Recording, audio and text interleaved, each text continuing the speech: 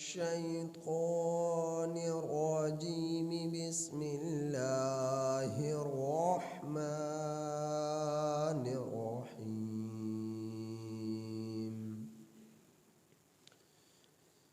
يا أيها الذين آمنوا لا تأكلوا أموالكم بينكم بالباطل إلا أن تكون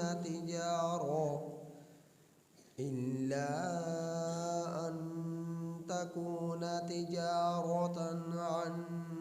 تراض منكم ولا تقتلوا أنفسكم إن الله كان بكم رحيما ومن يفعل ذلك عدوانا وظلما فسوف نصليه نارا وكان ذلك على الله يسيرا إن تجتنبوا كبائر ما تنهون عنه نكفر عنكم سيئاتكم وندخلكم مدخلا کریما۔ یہ سورۃ النساء کی آیت نمبر 29 تا 31 آپ احباب کے سامنے تلاوت ہوئی۔ یہ سورۃ النساء کی آیت نمبر 29 تا 31 آپ احباب کے سامنے تلاوت ہوئی۔ ان آیات کریمہ کا ترجمہ یہ ہے: یا ایہا الذین آمنوا، اے ایمان والو، لا تأکلوا اموالکم، نہ کھاؤ تم مال، بینکم آپس میں، بالباطل نہ حق طور پر، الا ان تکون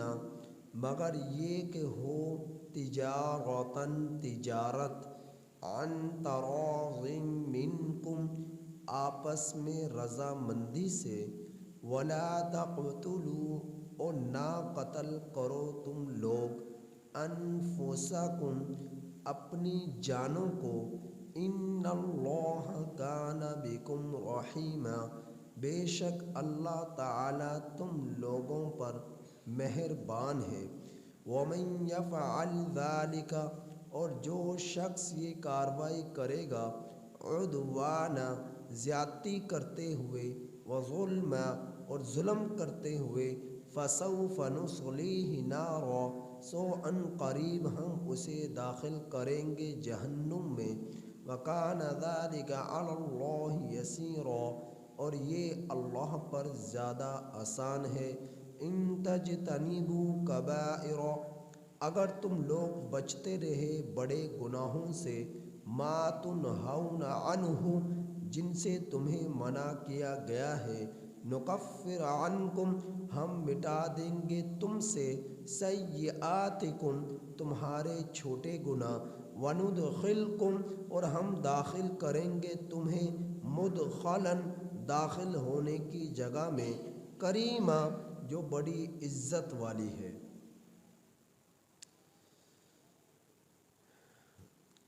اللہ جل جلالہ نے ان آیات کریمہ میں ناحق طور پر کسی کا مال کھانے کا ذکر فرمایا ہے اور عذاب سے ڈرایا ہے، اور گناہوں سے بچنے پر اجر اور ثواب کی بشارت سنائی ہے، اور جنت میں دخول کا ذکر فرمایا ہے۔ اللہ جل جلالہ نے پچھلی آیات کریمہ میں جیسا کہ آپ سن چکے، اللہ نے اپنی چاہت کا، ارادے کا ذکر فرمایا کہ اے لوگو، اللہ تعالیٰ تو یہ چاہتے ہیں کہ تم نیک بن جاؤ، تم اعمال صالحہ کرنے والے بن جاؤ اور اللہ تمہیں جنت میں داخل فرما دے اور تمہارے معاف کر دے، تمہاری توبہ کو قبول کر لے، تمہاری بخشش کر دے اور جنت میں تم جانے والے بن جاؤ۔ اللہ تعالیٰ نے اس کا تکرار کے ساتھ اپنی اس خواہش کا اظہار فرمایا کہ میں نے تم پر جتنے بھی احسانات، جتنے بھی تمہارے لیے احکامات بیان فرمائے، عورتوں کے، یتیموں کے، بچوں کے حقوق مقرر فرمائے وراثت کے اعتبار سے، اور حلت اور حرمت کے حقوق بیان فرمائے کہ کن عورتوں سے نکاح جائز ہے، کن سے حرام ہے، تو یہ سارے کے سارے احکامات نازل فرما کر میں نے تم لوگوں پر احسان کیا کہ کہیں تم جہنم میں نہ چلے جاؤ۔ ان حقوق کا خیال کرو، بچوں کے حقوق کا خیال کرو، یتیموں کے حقوق کا خیال کرو، عورتوں کے حقوق کا خیال کرو۔ اللہ نے اس کا ذکر فرما کر بتلا دیا کہ اے انسان، تجھے انتہائی زیادہ کمزور پیدا کیا گیا ہے،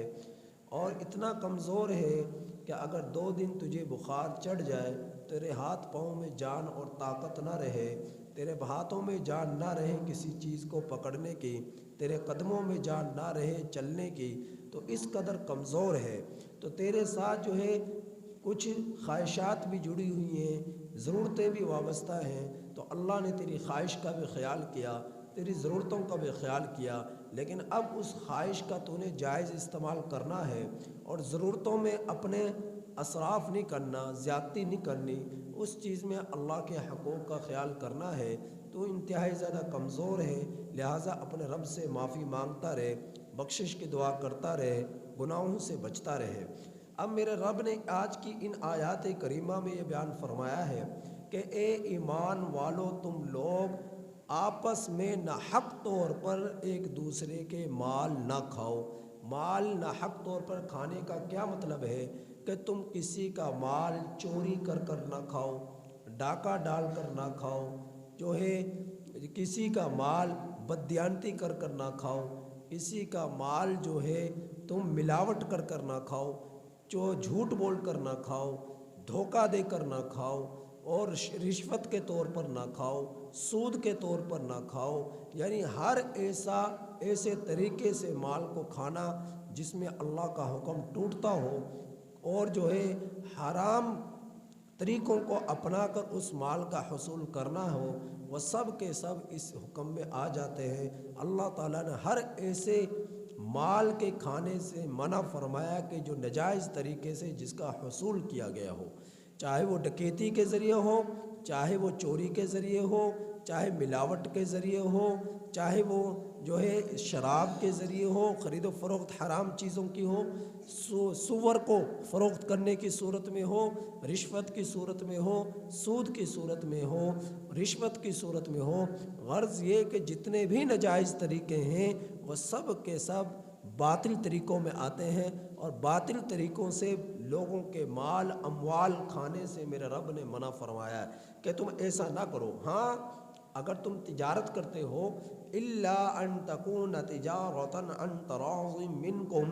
آپس میں رضامندی سے اگر تم تجارت کرتے ہو تو تجارت میں جو نفع ہے وہ تمہارے لیے حلال ہے، لیکن تجارت کرتے ہوئے بھی کسی کو دھوکہ دیتے ہو تو وہ تمہارے لیے حرام ہے۔ تو ہر جو ہے ناجائز طریقے سے حاصل ہونے والا مال تمہارے لیے حرام ہے، ممنوع ہے، اور ہر جائز طریقے سے جائز مال کا حصول تمہارے لیے حلال ہے، اور اللہ رب العزت نے تمہارے لیے اس کی اجازت دی ہے، اور فرمایا وَلَا تَقْتُلُوا أَنفُسَكُمْ، یہ دوسرا حکم بیان فرما دیا کہ تم اپنی جانوں کو قتل نہ کرو۔ اب یہ نے کہا کہ تم دوسروں کو قتل نہ کرو، بلکہ یہ فرمایا کہ تم اپنی جانوں کو قتل نہ کرو، جس سے تمہیں اہمیت دلائی ہے انسانیت کی، ہمدردی کی، اخوت اور بھائی چارگی کی، ایک دوسرے کے لیے دکھ درد کی، ایک دوسرے کے لیے تڑپنے کی، ایک دوسرے کے احساس کی، ایک دوسرے سے محبت کی۔ یہ آیت کریمہ انسانوں کو جھنجھوڑ رہی ہے کہ بھائی جو مسلمان جس کو تو قتل کر رہا ہے وہ بھی تیرا جیسا ہی انسان ہے، وہ بھی تیرا جیسا ہی وجود رکھتا ہے، تیرا جیسا ہی جسم رکھتا ہے، تیرے جیسے ہی جذبات رکھتا ہے، تیرا جیسا ہی جو ہے وجود رکھتا ہے، تو وہ غیر نہیں ہے، وہ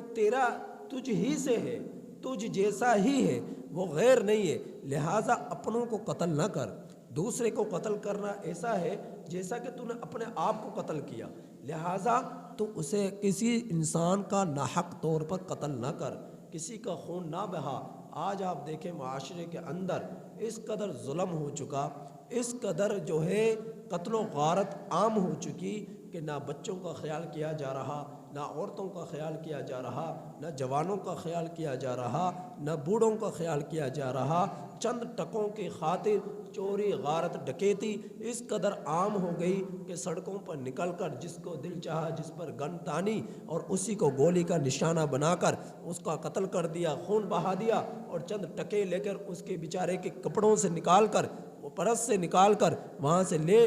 دوڑا۔ تو اللہ رب العزت نے اس ظلم سے منع فرمایا ہے کہ دوسرے کو قتل کرنا دوسرے کو نہیں ہے، ایسا ہے جیسے تو نے اپنے آپ کو ہی قتل کیا ہے، لہٰذا کسی کو قتل نہیں کرنا، یہ کام تو نے نہیں کرنا۔ کسی کا قتل، کسی کو ناحق طور پر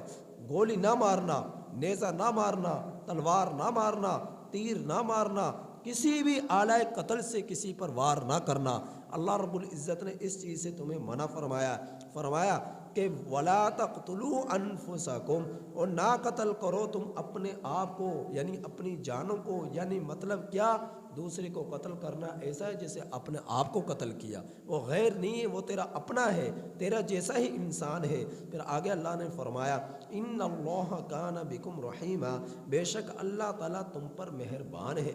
وہ مہربان ہے۔ کتنے پیارے پیارے احکامات وہ بیان کر رہا ہے، کتنی پیاری زندگی گزارنے کے طریقے وہ بتلا رہا ہے کہ معاشرے میں رہو تو محبت سے رہو، معاشرے میں رہو تو دھوکے نہ دو، معاشرے میں رہو تو قتل نہ کرو، میری دھرتی پر زندگی بسر کرو تو کسی کے ساتھ بددیانتی نہ کرو، میری زمین پر تم چلو پھرو لیکن کسی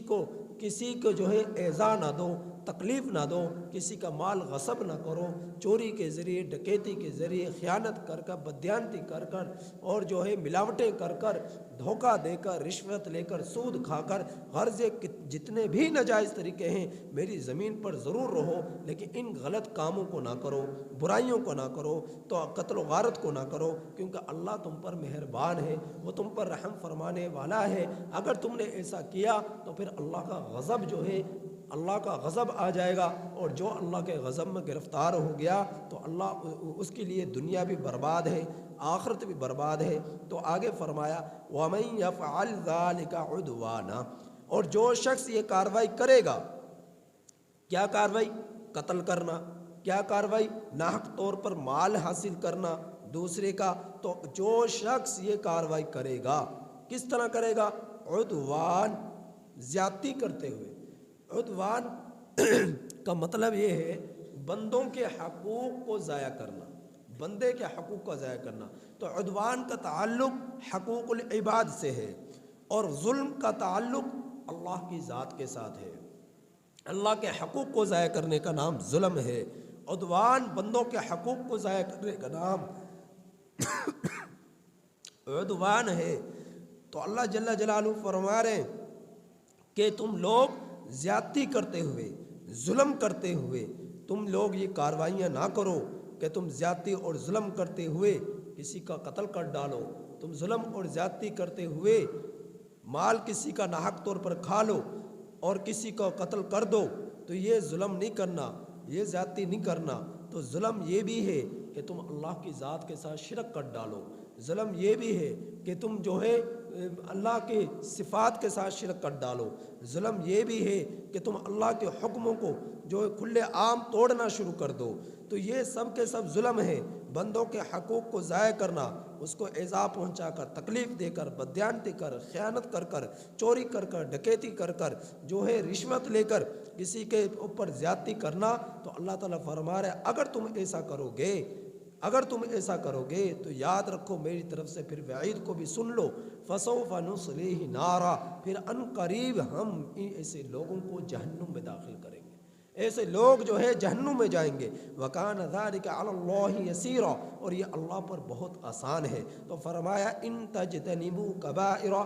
اگر تم بچتے رہے بڑے گناہوں سے، مَا تُنْہَوْنَ عَنْهُ، جن سے تمہیں منع کیا گیا ہے، بڑے گناہوں سے بچتے رہے تو فرمایا نکفر عنکم سیئاتکم، تو ہم تمہارے چھوٹے گناہ بھی معاف کر دیں گے۔ یعنی بڑے گناہوں سے بچتے رہے اور تو ہم تمہارے صغیرہ گناہ بھی معاف کر دیں گے، صغیرہ گناہ بھی معاف ہو جائیں گے اگر بڑے گناہوں سے بچتے رہے۔ بڑے گناہ بہت زیادہ ہیں، کون سے ہیں؟ سب سے بڑا گناہ ہے اللہ کی ذات کے ساتھ شرک کرنا، بڑا گناہ ہے والدین کی نافرمانی کرنا، بڑا گناہ ہے جھوٹ بولنا، بڑا گناہ ہے زنا کرنا، بڑا گناہ ہے قتل کرنا، بڑا گناہ ہے جو ہے میدان جنگ سے بھاگ جانا، بڑا گناہ ہے ڈکیتی کرنا، بڑا گناہ ہے چوری کرنا، بڑا گناہ ہے ناحق طور پر کسی کو ایذا پہنچانا، تکلیف دینا، مال لوٹ لینا۔ یہ سب کے سب بڑے گناہ ہیں اور بہت سارے بڑے گناہ ہیں۔ اگر تم ان بڑے گناہوں سے بچتے رہے تو اللہ فرما رہا ہے میں تمہارے چھوٹے گناہ بھی معاف کر دوں گا۔ تو بہت سارے صغیرہ گناہ ایسے ہیں جو انسان کی نیکیاں کرنے کی بنا پر اس کے وہ ختم ہو جاتے ہیں، اور بہت سارے گناہ ایسے ہیں بڑا گناہ کرنے کا موقع مل رہا ہے لیکن اللہ سے ڈرتے ہوئے وہ نہیں کر رہا، تو اس کی برکت سے اللہ اس کے چھوٹے گناہ معاف کر دیتا ہے۔ ان الحسنات یذھبن السیئات، نیکیاں جو ہے برائیوں کو کھا جاتی ہیں، دور کر دیتی ہیں۔ جس طرح کہ اللہ کے رسول صلی اللہ علیہ وسلم نے ارشاد فرمایا کہ جب کوئی شخص اپنے گھر سے وضو کر کر چلتا ہے نماز کے لیے، اذان ہو جانے کے بعد تو اللہ رب العزت اس کے ہر قدم پر اسے ایک نیکی عطا فرماتے ہیں اور ہر قدم پر اس کے ایک گناہ کو معاف کرتے ہیں۔ پھر وہ وضو کرتا ہے، اگر مسجد میں آ کر کرتا ہے یا گھر میں کرتا ہے تو وضو کے طفیل بھی اللہ رب العزت اس کے گناہوں کو معاف کرتے ہیں۔ جو اس کے آنکھوں سے ہوئے منہ دھوتے ہوئے آنکھوں کے گناہ جھڑ گئے، جو اس کے ہاتھوں سے ہوئے ہاتھوں کو دھوتے ہوئے ہاتھوں کے گناہ جھڑ گئے، جو اس کے پاؤں سے گناہ ہوئے کہ گناہ کی طرف وہ چل کر گیا تو پاؤں کو دھوتے ہوئے وضو میں اس کے پاؤں کے گناہ جھڑ گئے، جب وہ مسجد میں آیا نماز پڑھی، نماز کی بدولت اللہ رب العزت اس کے سارے صغیرہ گناہوں کو معاف کر دیتے ہیں۔ تو اللہ تعالیٰ اس آیت کریمہ میں بیان فرما رہے اگر تم بڑے گناہوں سے بچتے رہے تو تمہارا رب تمہارے چھوٹے گناہوں کو بھی معاف کر دے گا، اور پھر اس کا تمہیں نتیجہ کیا ملے گا؟ انعام کیا ملے گا؟ تمہیں نتیجتاً انعام یہ ملے گا وَنُدْخِلْكُمْ مُدْخَلًا، پھر ہم داخل کریں گے تمہیں داخل ہونے کی جگہ میں، اور وہ جگہ کیا ہے؟ کریمہ، عزت والی، اور عزت والی وہ جگہ کون سی ہے؟ وہ جنت ہے، وہ جنت الفردوس ہے، وہ جنت عدن ہے، وہ جنت ہے، اللہ رب العزت کے باغات ہیں، وہ اللہ رب العزت کی نعمت ہے کہ جس کے حصے میں وہ آ گئی وہ جہنم سے ہمیشہ کے لیے بچ گیا، لیکن جو اس سے محروم ہو گیا وہ ہمیشہ کے لیے جہنم میں چلا گیا۔ تو اللہ تعالیٰ فرما رہے کبیرہ گناہوں سے بچتے رہو، ناحق قتل کرنے سے بچتے رہو، اور جو ہے ایک دوسرے کا مال کھانے سے بچتے رہو۔ تو آج ہمارے معاشرے کے اندر یہ چیزیں بہت عام ہو چکی ہیں،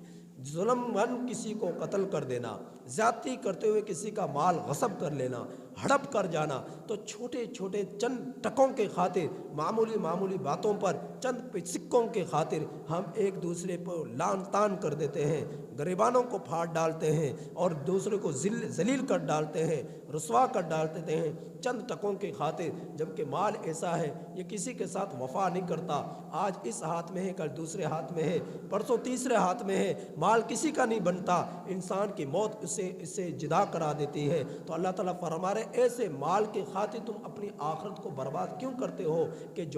جس مال نے تمہارا ساتھ ہمیشہ کے لیے نہیں دینا، موت تمہیں تمہارے مال سے جدا کر دے گی، موت تمہیں تمہارے گھر بار سے، محلات سے، تمہاری جائیدادوں سے، پلاٹ سے،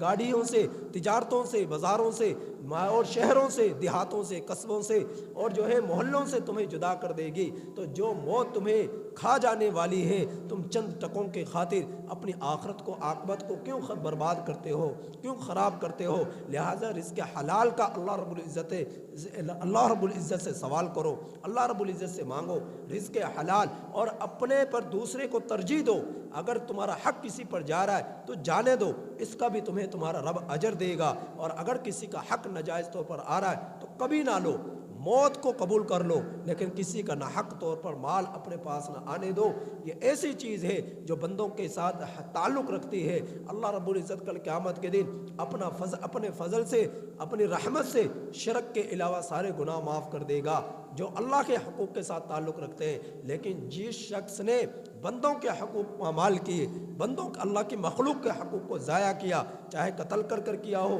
چاہے کہ ناحق طور پر ان کے مال کو حاصل کر کر کیا ہو، چاہے زمینیں ہڑپ کر کر کی ہو، چاہے دکانداری ہڑپ کر کر کی ہو، چاہے گاڑی مال مویشی کو ہڑپ کر کر اس نے حاصل کیا ہو، تو اللہ رب العزت فرمارے کہ جب تک وہ بندوں سے معافی نہیں مانگ لے گا، وہ بندے جن کے حقوق اس نے ضائع کیے، جب تک وہ ان کو معاف نہ کر دیں گے، اللہ بھی ایسے شخص کو معاف نہ کرے گا۔ اور کل قیامت کے دن تو ایک ایک نیکی کے لیے ترسیں گے، تڑپیں گے، اور کل قیامت دن کوئی کسی کو معاف نہیں کرے گا۔ آج دنیا میں معاف کر سکتے ہیں لیکن موت کے بعد کوئی کسی کو معاف نہیں کرے گا، لہٰذا یہ بڑا ہی حساس معاملہ ہے، لہٰذا اس سے بچو، اور اس سے بچنے کی کوشش کرو۔ گھر کے برتنوں سے لے کر چمچ اور پلیٹ اور جو ہے گھر کے پتیلے سے لے کر بازار کے اندر خرید و فروخت تک، تمام چھوٹے سے لے کے بڑے معاملے تک اللہ تعالیٰ سے ڈرتے رہو۔ کسی سے کوئی چیز استعمال کے لیے مانگی تو لازماً اسے واپس کرو، ہمیشہ کے لیے اسے نہ رکھو۔ یا کسی آپ کا کوئی بچہ کسی کے گھر سے کوئی چمچ بھی اٹھا کر لے آتا ہے تو وہ بھی آپ کے گھر میں نہیں رہنی چاہیے۔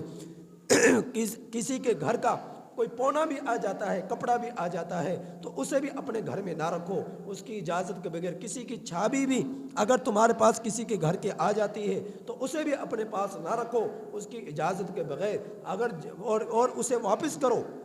ان چیزوں کو کم تر نہ سمجھو، کبھی چمچ ہی تو کیا بنے گا بھائی، چھابی ہی تو کیا بنے گا بھائی، ایک پونا ہی تو ہے کیا بنے گا، ایک برتن ہی تو ہے کیا چند پیسوں کا، تو اس سے کیا فرق پڑتا ہے۔ نہیں، یہ باتیں نہ سوچو، کل قیامت کے دن چھوٹی بڑی سے بڑی اور چھوٹی سے چھوٹی لی ہوئی چیز کا اللہ کو حساب دینا پڑے گا، اللہ کے ہاں اس چیز کا جواب دینا پڑے گا، اور ایک دوسرے کا حقوق دلوائے جائیں گے۔ لہٰذا ایسے وقت کے آنے سے پہلے آج دنیا میں ہی اپنے معاملات کو صاف کر لو، ایک دوسرے کے حقوق جو لینے دینے کے ہیں ان کو جو ہے اپنے لیے صاف کر لو، اور جو ہے ابھی سے معافیاں مانگ لو، اور ایک دوسرے کے حقوق کو ضائع کرنے سے اللہ تعالیٰ کی پناہ میں آ جاؤ اور اپنے آپ کو محفوظ کر لو، ورنہ کل قیامت کے دن جو ہے بہت کٹھن وہ دن ہے جو آنے والا ہے، جس کے لیے جس کو جو مشکلات میں پڑ گیا پھر اس کے لیے ان مشکلات سے نکلنا بہت مشکل ہو جائے گا۔ لہٰذا اللہ تعالیٰ سے ہمیشہ دعا مانگو، یا اللہ ہمارے لیے ہماری زندگیوں میں اپنے حقوق کی بھی ادائیگی کرنے کی توفیق عطا فرما، اور حقوق العباد کی بھی کامل طور پر ادائیگی کرنے کی توفیق عطا فرما۔ اللہ تعالیٰ سے دعا ہے کہ اللہ تعالیٰ ہمیں ان آیات کریمہ پر عمل کی توفیق عطا فرما۔